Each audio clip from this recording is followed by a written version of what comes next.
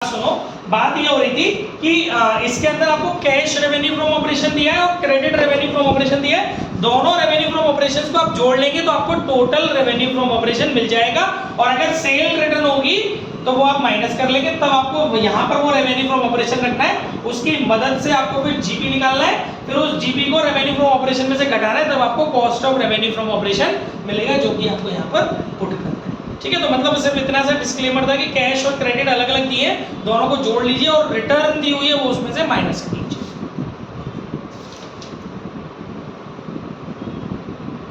इसके बाद नेक्स्ट है हमारा इलस्ट्रेशन 6, अब तो नहीं बंद होगी, इलस्ट्रेशन 69।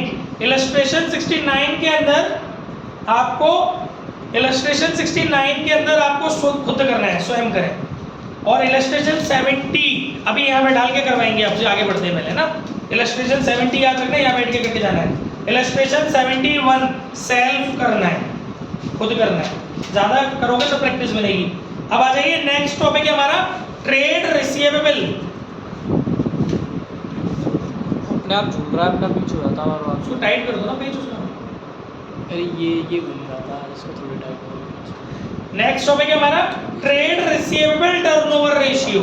तो ट्रेड रिसीवेबल टर्नओवर रेशियो का फॉर्मूला हमारा गाइस ध्यान से सुनिए, अब नया फॉर्मूला शुरू हो गया।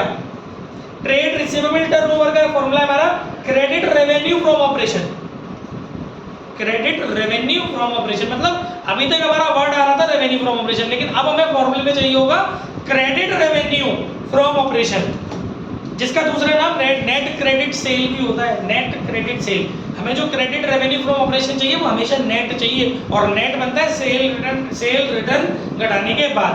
तो नेट क्रेडिट रेवेन्यू या फिर net credit revenue from operation oblique average trade receivable. Main formula क्या है हमारा ट्रेड रिसीवेबल टर्नओवर रेशियो का? Trade receivable turnover ratio credit revenue from operation upon average